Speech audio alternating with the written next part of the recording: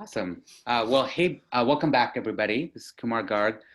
You're seeing me in a different shirt because these are all pre-recorded and I am wearing something else. But part of where we wanted to sort of kick the conversation back was something that I think is very important. Just to reintroduce myself, I'm the managing director and head of partnerships at Schmidt Futures, and I direct our learning engineering program. And one of the arcs of our program, and I think one that we've really benefited from the folks that you're going to get to hear from on this panel, is this real idea around talent, which is if we're really motivated to build a hybrid field that crosses across learning science and computer science, we actually need people who are bilingual in the skill sets that are coming up in the computer science field, especially on the ML side, and also the domain challenges in education. And so how do we do that? I think we have to do more workshops like this, but we also have to give career paths to students, to postdocs and others to be able to get these in applied settings. And so one of the things that I'm really looking forward to in this conversation is just to talk to three folks who are deep in this work. You know, we've got folks who've been doing this work on the philanthropic side, folks who are a student themselves, you know, folks who've been building this field in some of the premier universities, and just sort of get a sense of how their work is going and what they see in the work ahead. So let's dig in. So why don't we first start with Ken. Ken, do you want to just, you know, I feel like you've been at this for some amount of time and have actually seen this field grow, and people might not realize that we're actually, you know, the idea of the intersection between ML and education is not like something people thought up a couple of months ago. And it's actually a field that has really grown up. So it'd be just, if you want to just give people a little bit of the history of how we got to this point and some of the key folks and like how big is this field right now in your estimation about the side of people and where some of just to give people a little bit of grounding so that as we sort of think about where the future needs to look.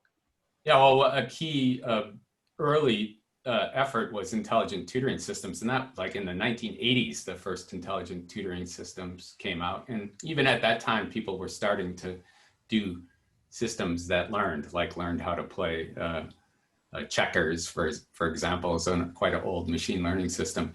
But especially in the 90s, we really saw that it could not only be a cool kind of potential application, but we started to get these intelligent tutors into schools. And you want to first start with who you are?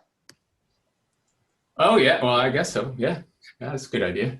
I'm at Carnegie Mellon University, professor in a great interdisciplinary department called Human-Computer Interaction, and I have a background both in computer science and psychology, and been doing work in this field since 1986 roughly, yeah, fielded intelligent tutors in the 90s in schools and have been collecting data with them and analyzing data since then. So yeah, and the field's big. AI in education, it has a lot of people. Educational data mining has a lot of people. Learning at scale is a new conference and field. So all these new old and new fields are emerging that are making this a rich and interesting space for sure. I mean, I feel like I'm constantly bumping into someone who is one of your former students or one of your former colleagues that is now charting a new way. So I feel like there's a lot of credit that goes towards you and actually playing the, you know, how do we draw talent in this space? I would just be curious as to, like, if you wanted to signpost from, you know, hey, I started doing this in 1987 to now, how have you sort of thought about, you know, how, you know, what, you know, when did it start to feel like a field and bringing people along in it? How you sort of approach that question? Because yeah, I feel like you're definitely a mentor to many, but was that? Yeah, and a lot of those folks went through Pittsburgh, and I think, you know, I can't take credit for that because ultimately I came to Pittsburgh because of Herb Simon and John Anderson and Alan Newell. And, you know, the learning engineering idea goes back to a 1967 paper by Herb Simon. And that kind of idea that the science is about tackling big problems. It's not about disciplines per se. Was something that really resonated for me, and saying, well, we can bring computer science and psychology to bear to tackle education problems. CMU is just a great place to do that. And when I came, there was a good amount of effort, but not many faculty. We now have, I would say, 10 learning science faculty here at CMU, and many of us have been producing graduate students and postdocs for many years. As you know, we started a master's program about 6 years ago, and so we're producing more students at the master's level. Yeah, so there's a critical mass building up, and I think that really started in a big way with National Science Foundation funding for our Science of Learning Center in 2004. So we got 10 years of close to $50 million and collaborated with the University of Pittsburgh and other universities.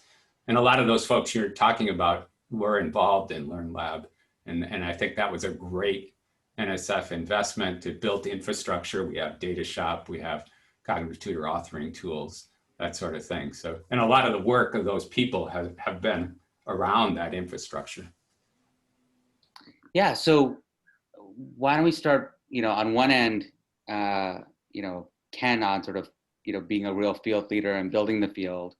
And then let's go all the way to the other end, which is, Richard, you want to talk a little bit about your background and the way you're approaching this, actually being in school yourself? Sure. Thanks for having me in this panel, first of all. My name is Richard, and I'm a senior student at UC Berkeley, studying economics, data science, and education.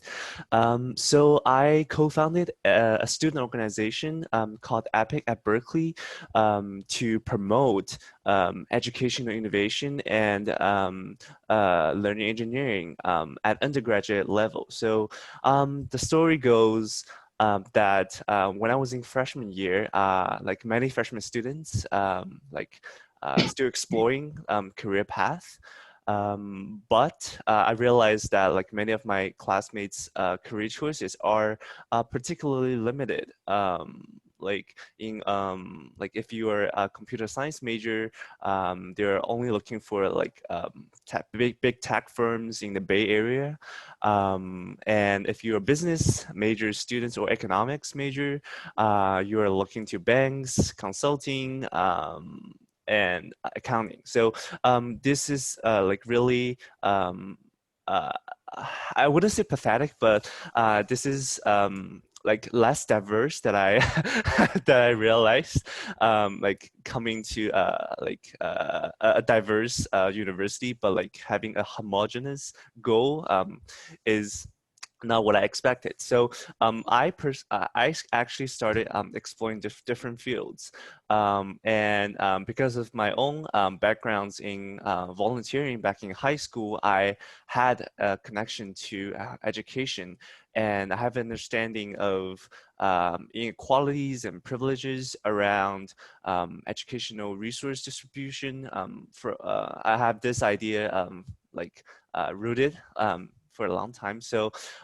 when I got to some of the panels that like the Bay Area has organized around educational innovation, for example, the very first like panel I went to at Stanford is a project-based learning seminar. So I have no idea what project-based learning was, but I started to like get more aware of this like new elements of what education means. Because when I talk about like education to my peers, most of them are thinking about, oh, when I go to education, I must be a teacher, right? Or I am doing volunteering in schools or like Teach for America.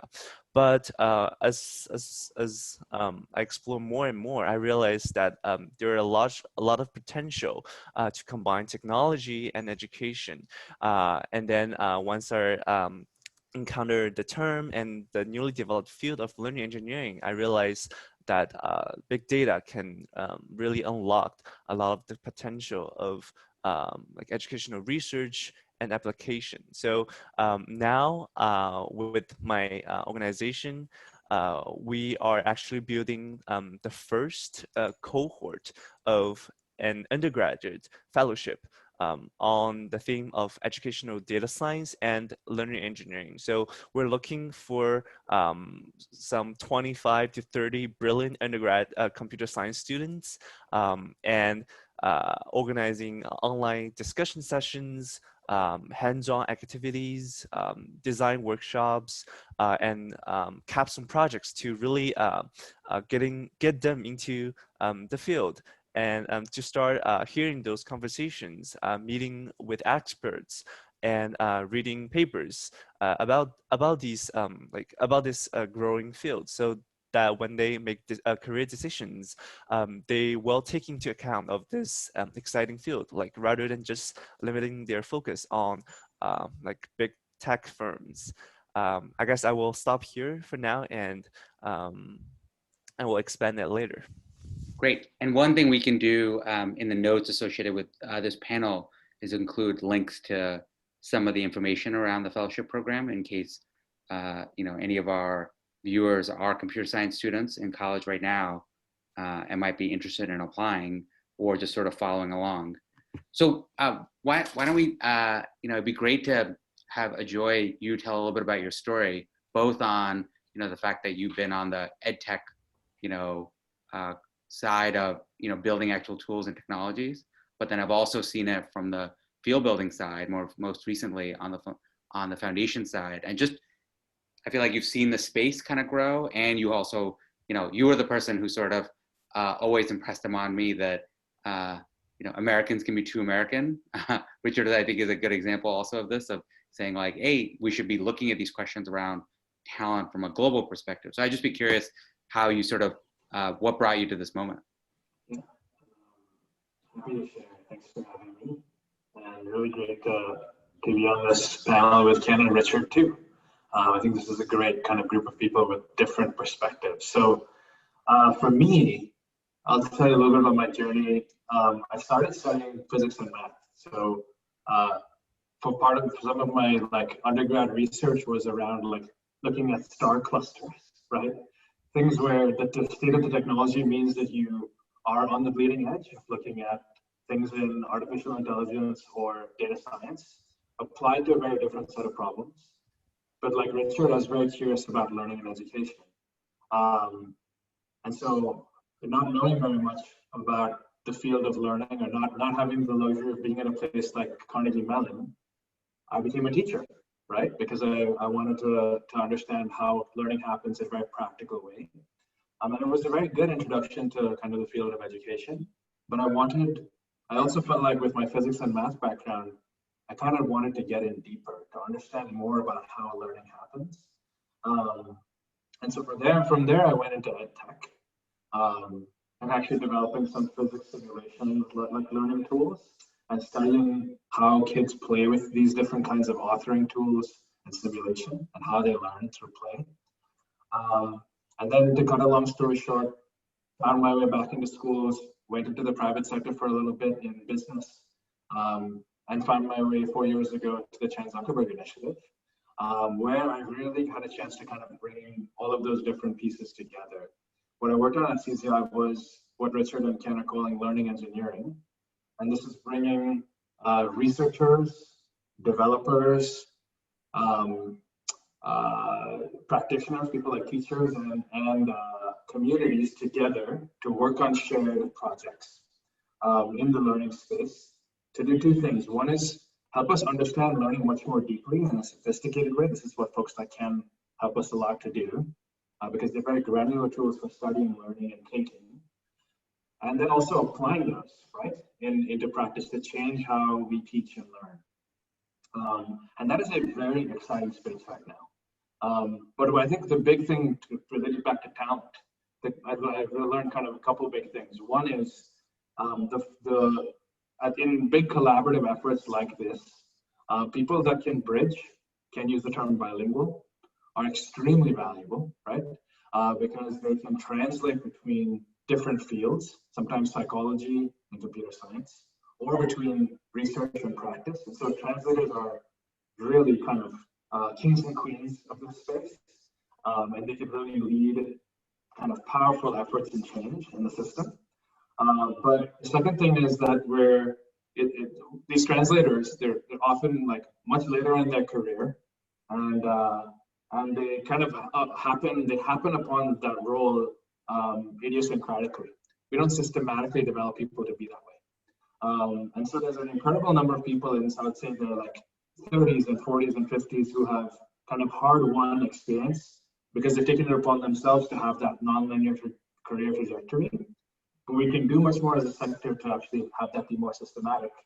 And I think about, the other thing I've seen sort of at Chan Zuckerberg initiative is lots of folks, very exciting, they'll go from machine learning or computer science background, go work at a place like Google or Facebook or, all kinds of like cool startups.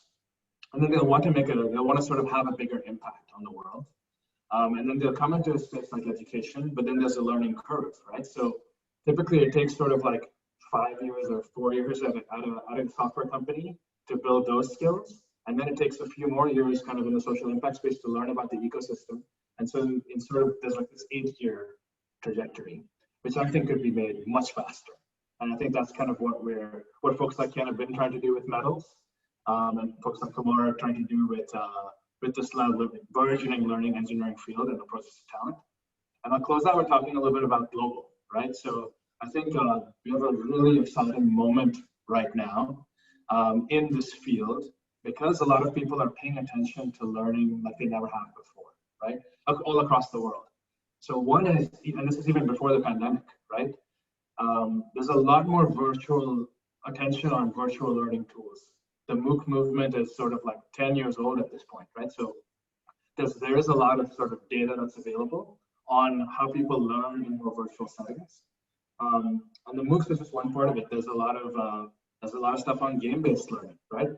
And how people interact with different kinds of simulation and learning tools. There's a lot of interest in corporate about these things. So different sectors are paying attention, like they never have before. And I'd say the pandemic has only increased this level of attention on virtual because now that's in many cases the only thing that people can rely on.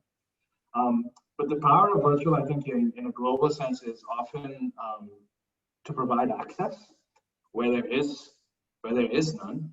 And we see groups like Pratham in India or Teaching at the Right Level in Africa have done, or Project Echo, which is a medical learning kind of technology, have done an incredible job of like scaling learning and training and doing it in a really sophisticated way. And so I think that demonstrates the power of rich learning at an affordable price, providing access to those who are most in need. And so that's kind of where I see a lot of potential in terms of developing talent in Africa and India and China, because that's also where young people are, right? So I think the highest concentrations of young people in the world are probably in Sub-Saharan Africa, India, and China. And so the rate at which learning platforms are increasing and used in those countries and becoming relied upon is high. So the chance to make them much more sophisticated is the chance to make a lot of impact. That's great. So Ken, I guess one question, that I think Emma Bruskill made this point to me at one point, which was, like how far are we from like a AlphaGo kind of moment in education, which is, like I feel like one way we will really know we're onto something is when talent and methods bring about kind of a result that people thought, oh, how'd we actually pull that off? Like kind of surprisingly good. And I'd be curious if like, as you've been sort of seeing the space develop, what's your sense of which sort of technical breakthroughs get you the most excited, where you're like, this felt really far away, but now feels a lot closer? I'd be curious, what's on your like jump out of bed list? Yeah, that's a great question. And it is challenging. I mean, the thing about AlphaGo is like, Go is a complex game, but you can tell when people win, right? Like that's pretty easy, right? And, if you take something like Moore's Law, like I don't know what the AlphaGo moment of Moore's Law is, if it happened last year, there had to be one the year before too. Otherwise, Moore's law wouldn't work the way it works, right? But that's also another case where we can track that pretty well because we can measure the speed of computing. So, that's led me to, one of our big challenges is getting our measurement to be precise enough to track these things. At the same time, it has to be measuring the right thing, and that's a big social cultural issue on top of the technical issues. So I do get excited about the fact that as we're building out more educational technology support for learning, there's this natural, some call it the digital exhaust, right? The data coming from those interactions are putting us in a place where we're better able to measure change. And I think we're starting to see the potential that we could accelerate learning by, multiple factors. There's some evidence of 2 times factors, but excites me to think about how we could combine interventions that touch on motivation and cognition and metacognition to get a 10x factor. And if we produced something like a demonstration like that, and a lot of things need to align to do that, but if we could, I think that would be a kind of breakthrough moment. Well, I mean, one way you put this to me that I found kind of interesting is there's a bunch of ideas in the learning sciences that each independently seem to be showing pretty decent effect, right? Like, oh, here's a particular method by which you could, learn something through spaced repetition or by a work problem. And what we haven't been able to do we haven't had the experimental architecture, the data exhaust and others, is to run, like if you take, what was your 2013 paper where it's like, there's 200 trillion different ways to teach. Right. So it's like you basically, if you take 30 theories of teaching that all are independently validated, but you said, what are the right combinations? The computational nature of that problem goes up really fast. If you actually wanted to test these in multiple combinations with each other. And some of these combinations might actually lead to this factor improvement. And a factor improvement in learning in a world in which we've had basically flat or maybe really small, modest, would feel pretty dramatic. Right. So, that's, I'd be curious, like what you think, like when you have students come to you and they say like, what should I pick as areas of focus? Like, what are the ways that you sort of have them try to think about this? Here are the interesting, they're hard, but pretty, if you got traction on it, interesting problems for them to work on. Well, yeah, I guess part of that, it goes to what the students' dispositions are. And, I think that's another important lesson about education is people have to be motivated because learning that works best requires some pretty hard work, some deliberate practice, some putting yourself at the edge of your competence. And so, yeah, you got to have the motivation, the drive to do that. And because I guess I feel like I live in a trilingual space more than a bilingual one because I think the education issues are different from the psychology issues, which are both different from the machine learning issues. And I love to find students who have some mix of at least 2 of those. And we can focus on problems that combine those things. One of the things that I'm super excited about, and I think this is an area that could be attractive to machine learning folks, is that, certainly part of what motivates me about this is to improve education in a big way. But another part that motivates me is I think that that we're on a path to unlocking a grand mystery of science, which is like how this thing works, right? Human learning is incredible. And it's incredible how it grows and it builds on itself in a way that, AlphaGo is cool, but we're far from having the power in machine learning that human learning has, especially to, build on our learning fosters new learning with humans in a way that, our machines aren't even close to. So could we study human learning in a way to, uncover those mysteries and maybe in ways that'll make machine learning better as we copy from humans? That's pretty cool. And if at the same time we can do 10x better for education and help solve social problems that follow from that, what could be more fun than that? Come aboard. You know, it's one of those things where, like, I think people sometimes, you know, on one level, the field is growing so quickly, but people have forgotten that, like, the word learning is all over the field. Like, deeper learning, reinforcement learning, like learning, because ultimately it's an effort to take, you know, whether it's like reinforcement, like this idea that, like, you have a reward system that taps Right. into, like, the way our, you know, our own bodies work, or, you know, like, there's a bunch of these core concepts, or like a lot of this new work that's like, you know, the way very young children or babies sort of interact. But I always sort of joke with folks that, like, you know, if we made advancements in just our understanding of human learning generally, you know, that could have all the spillover benefits, and, like, what are the next set of algorithmic breakthroughs around, you know, just structuring, because there's a lot we just don't know around basic things like short-term memory and long-term memory, right? And, like, you know, how does something transfer from short-term memory, and why do we have infinite amounts of long-term memory and are able to still do very efficient and fast recall? If I could just take one example, you know, deep reinforcement learning is super powerful, right? And that's what machine learning is a lot about. But it takes thousands of examples for deep reinforcement learning to work. Part of what's amazing about humans, they do that, and babies do that in learning natural language. So it happens with humans too, for sure. But we're also capable occasionally of learning from one or two examples. How does that work, right? And how do the two interact with each other? That's one of those questions that, you know, going back to, you know, what do I challenge my students with? You know, can you build a machine learning system that learns like humans, such that, you know, in a reasonable number of examples, it can learn algebra, say. It can learn from one of our tutoring systems just as well as students do. Right. Yeah, and we're making progress there, but there's still a lot of hard open questions that have real potential for practical impact.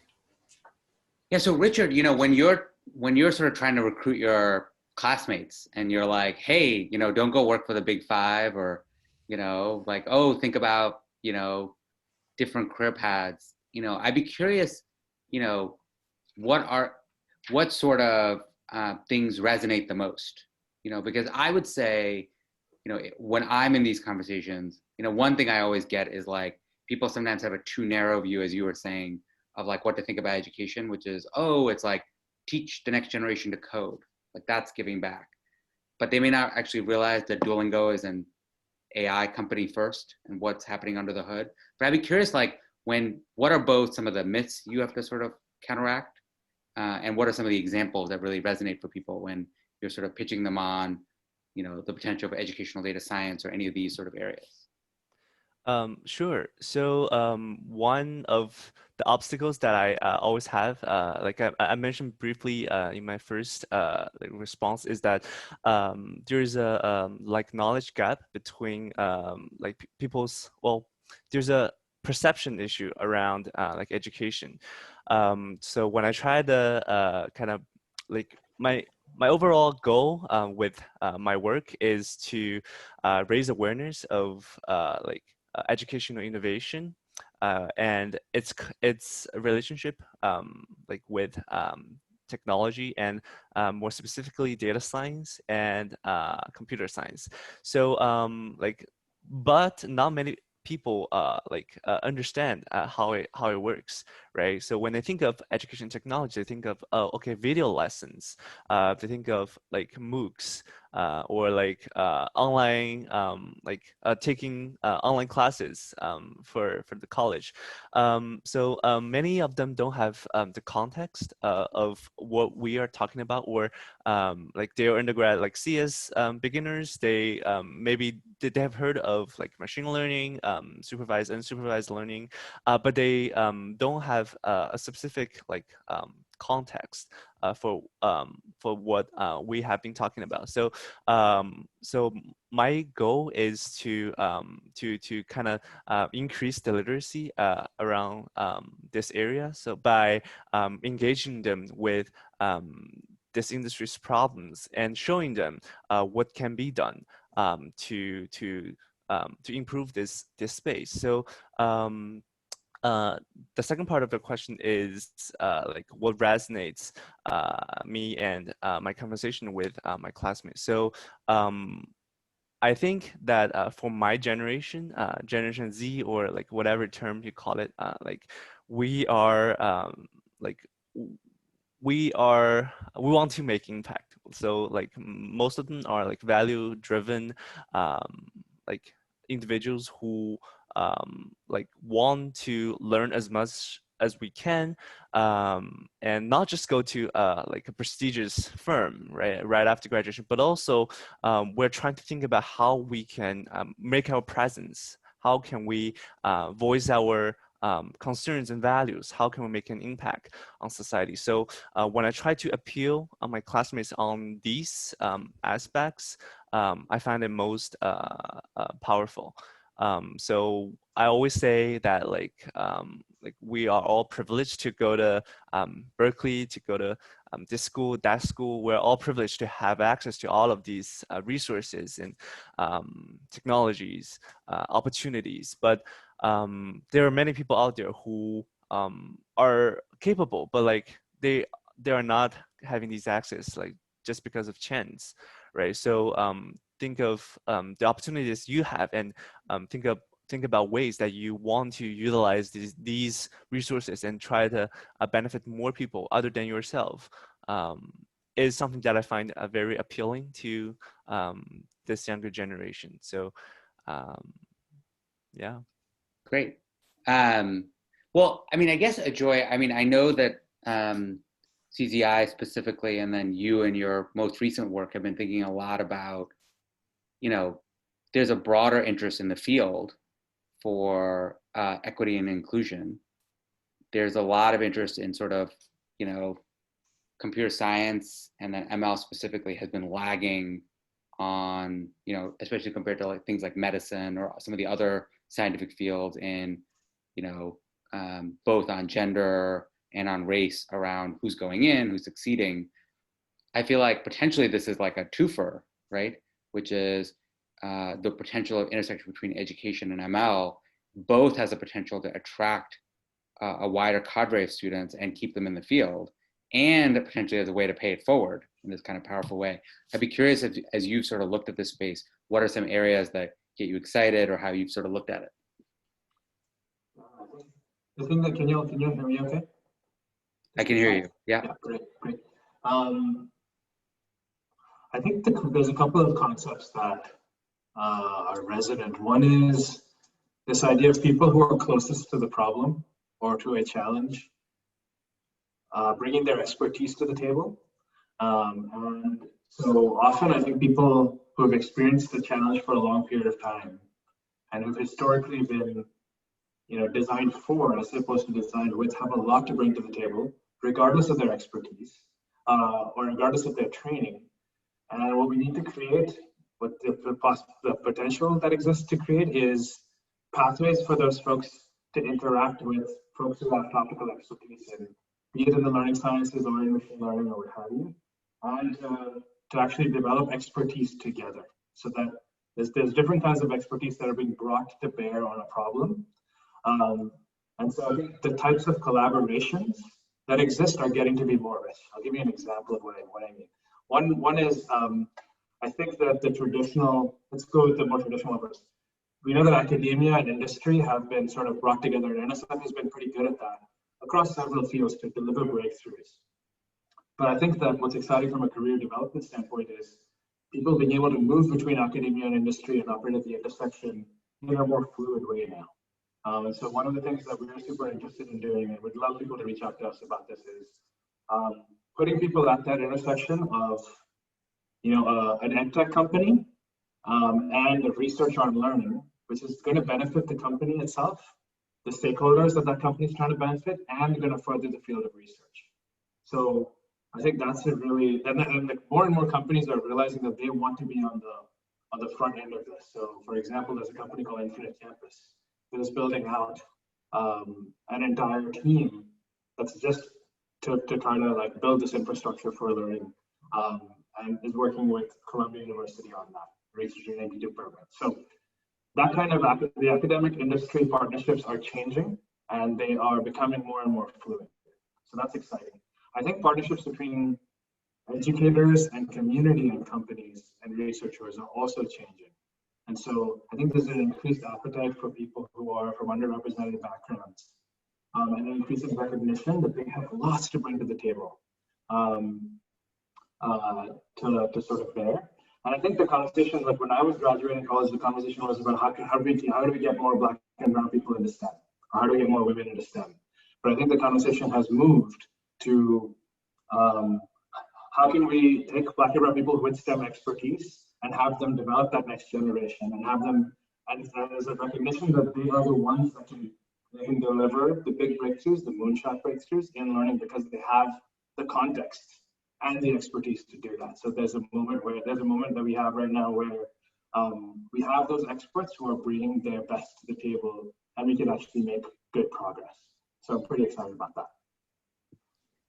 Well, I mean, I think some of this is about institutional innovation. So I'd be curious, Ken, I mean, you've, Ajoy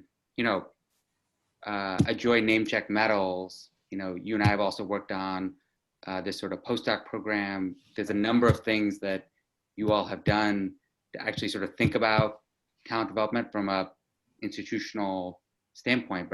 And then, just the way CMU itself is organized, right? Which is, basically you're doing CS even as you're actually doing a range of other disciplines. It's like, I remember getting some presentation on like, oh, our folks who focus on writing are like writing plus computer science, right? The only English department in America populated by computer scientists. So I just would be curious, I mean, how you sort of think about this talent development piece, what things you've already done, but what things you think, if there's a faculty member listening or others who are like, what are the institutions we should create? How you sort of think about institutional innovation around giving people opportunities and access? Well, yeah, creating institutional spaces where you can satisfy this great desire to have an impact with your work, but also advance the science. I think that's part of what generates a lot of energy. Having projects that do that are an important part of it. I think, one thing that is really valuable in our medals program, connecting to this industry point, is the capstone projects that we do. And those are, an opportunity for students in our program to essentially learn while they're working on a real project. And it's also bringing in industry folks to get a closer look at not just the students, but on the research processes that they bring to bear to solve the problems in connection with folks. But institutions building, if you're faculty, I guess, I really think this connection to industry is hugely valuable in this space. And I think students do, and I'd love to hear what Richard thinks about this, but I think students really like to be on research projects, especially if they can see that the research project is going to make some difference, right? And by having these connections to industry, that really fosters that quite a bit. Yeah, Richard, what do you think? I mean, I feel like one of our early conversations, you were telling me about a study trip you organized to China to actually visit a bunch of the ed tech firms that are there. I mean, what's your sense on, it seems like part of the fellowship that you're creating is going to have a bunch of applied experiences. What's your sense on like how much giving people practical, hands-on will be an important way that we can get at this, and how what's your sense on whether companies would have appetite in this area? Yeah, absolutely agree with Ken on like practical learning. So like Kumar mentioned, I organized a trip to China. So what happens was we realized that like we have organized some of the seminars on ed tech, on education entrepreneurship, but we feel like it is, all of these are conversational, right? Students deserve opportunity to dive into the space and really look at what's happening on the ground. So having this idea, my team and I worked on a like 7-day trip to Beijing. We contacted 10 plus education institutions that range from traditional public schools in Beijing, international schools in Beijing, edtech startups, edtech VCs, and then other like big educational like firms in Beijing. So we have 20 plus students, not just students in the United States, but also students in China, and also some of junior teachers who want to explore this education innovation space as well.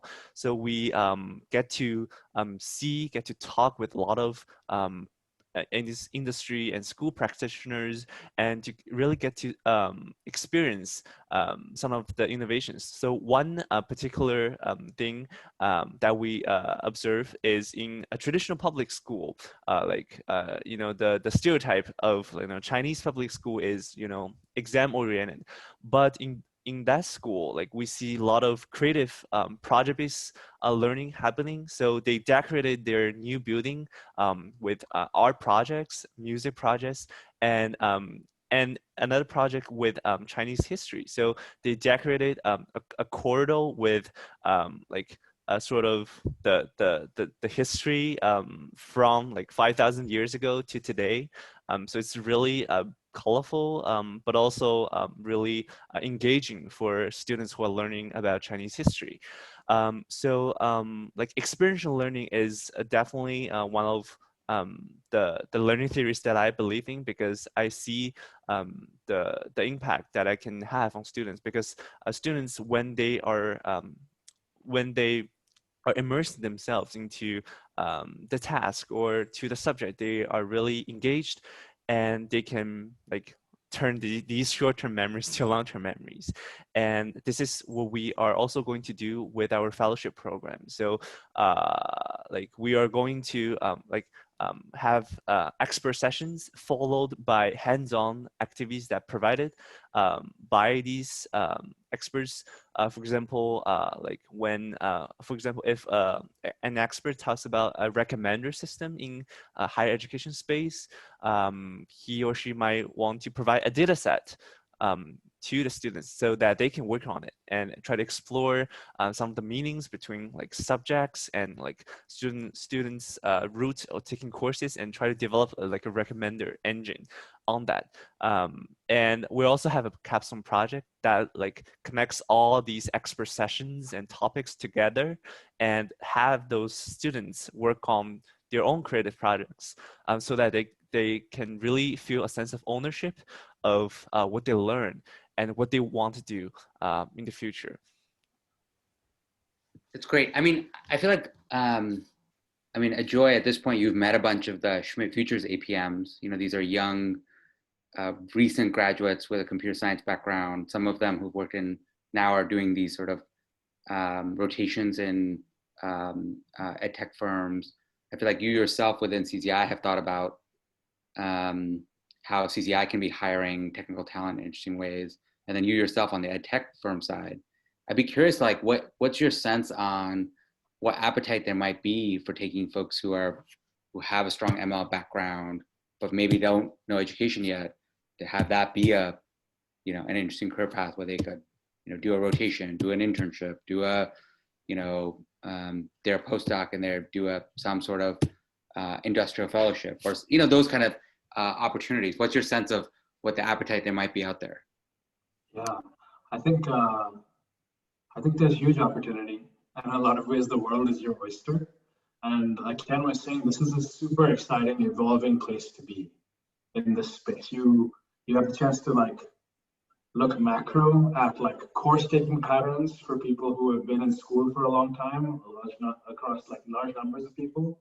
And you also have the opportunities like within certain ed tech firms to study learning interactions at a very granular level on a platform like Duolingo that's studying how language acquisition happens, right? So there's just a variety of opportunities. I think there's opportunities within more and more philanthropies have kind of interdisciplinary programs that are at the intersection. I can think of Schmidt Futures or CZI or Ford, Emerson Collective. I could make a list of 20 that have those kinds of opportunities.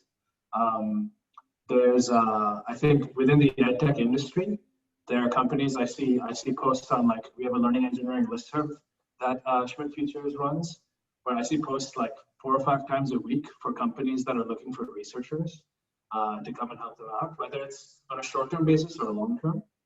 And then I think the research institutions are also getting, super open and more interesting about the types of people they want to work with.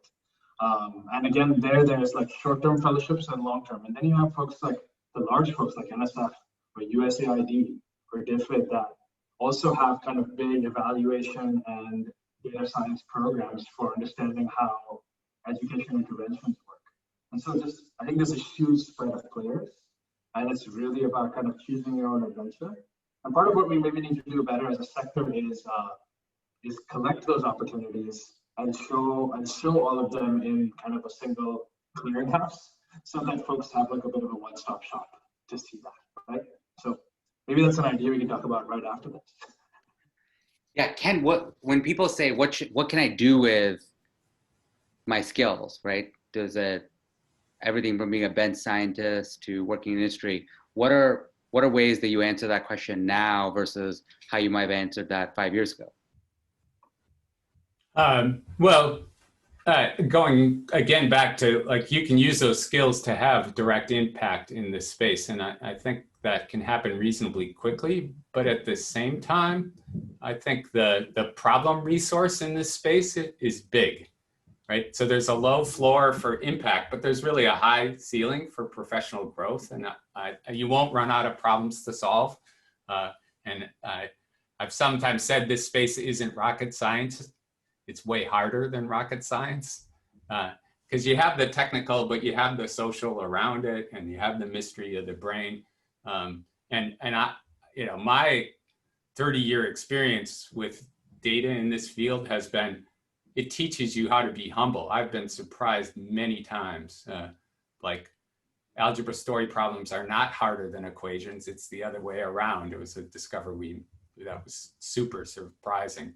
But that's just one on a long list, and I think that's part of what makes it exciting and inviting to be here.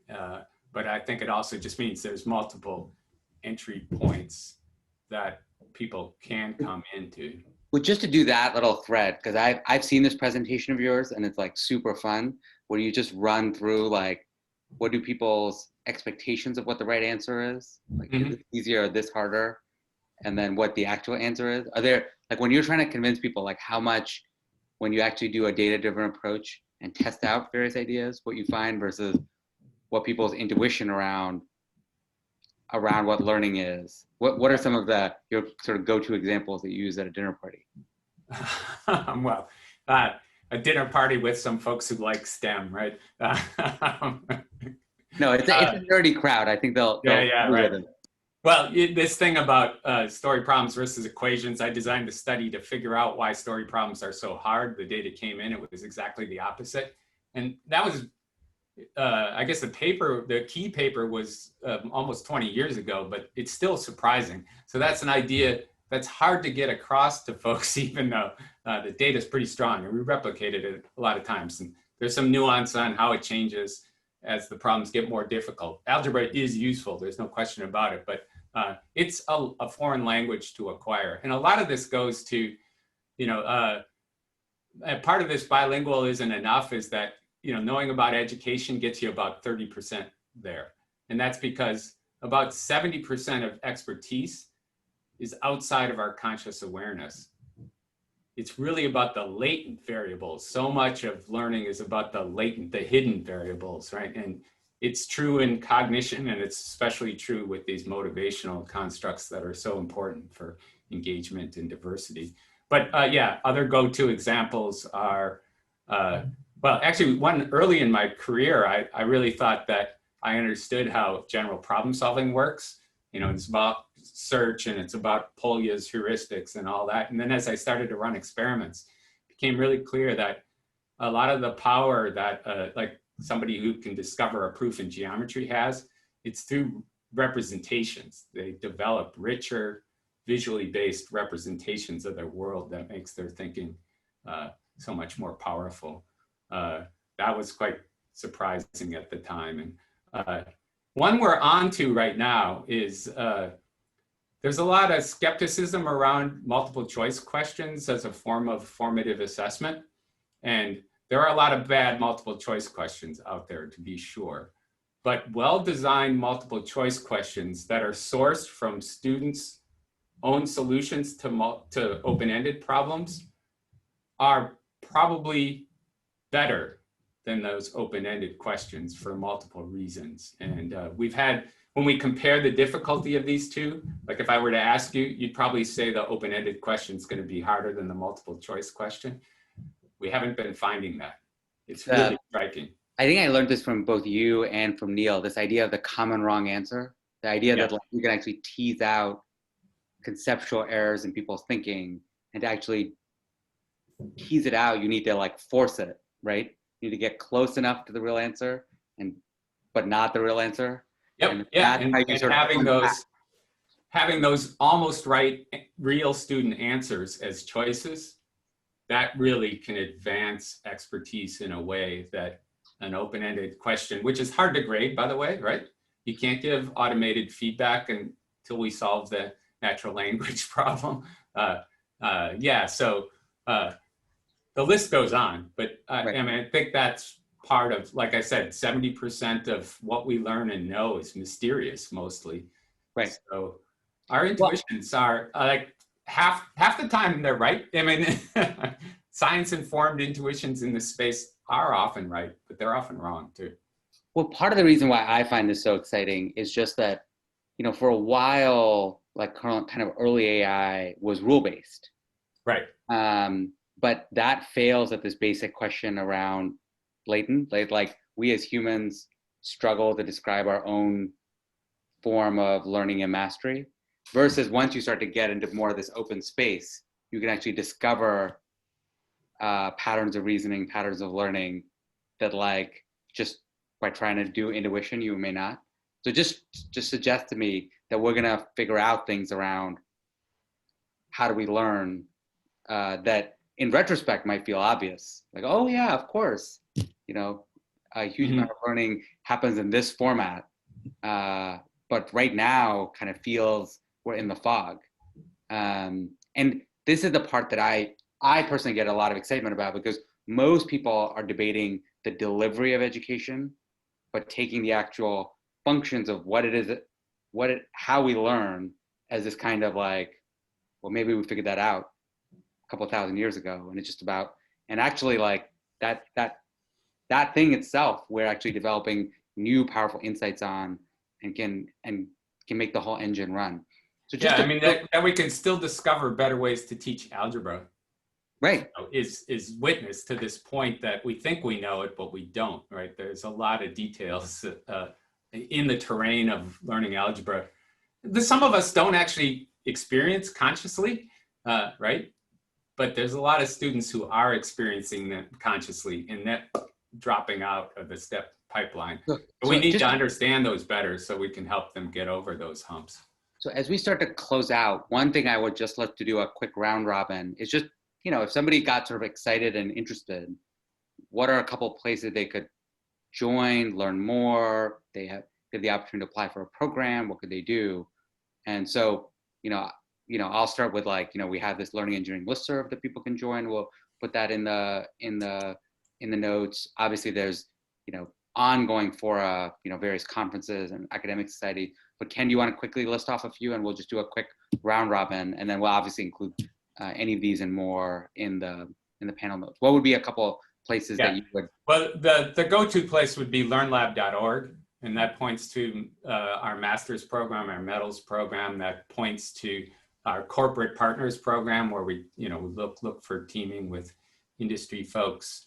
It points to a lot of our resources. So, you know, we have 3,000 plus ed tech data sets in DataShop.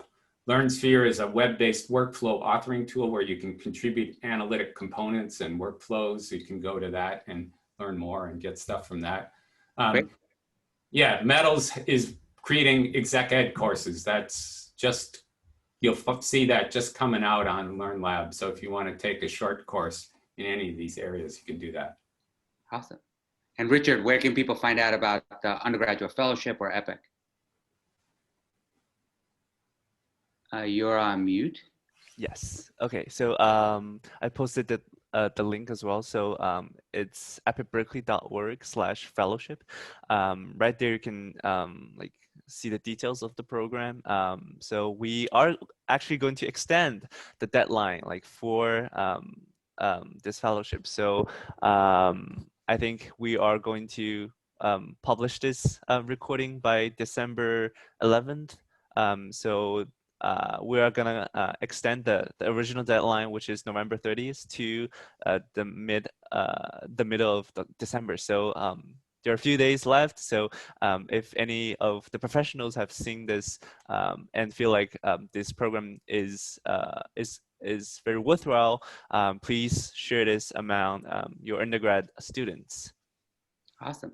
And Ajoy, just to close us out, any things you would recommend people checking out?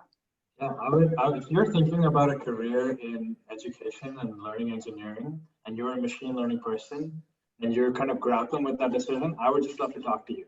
So if you want to email me at ajoy.vase@gmail.com, I would love to have that conversation with you to understand what are some of the questions you're grappling with.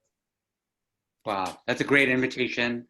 Ajoy, I think, can be incredibly helpful, so you should reach out. And with that, let me just thank this incredible panel for sharing their work, their insights. I think like we have a wealth of different perspectives, and I encourage everyone who's listening to think about how they can get involved, how can they encourage their peers, and to give us feedback on how all these things came into existence for a reason, with people saying, oh, I need this to help me in my career. So ask early and often. So with that, thank you, everybody.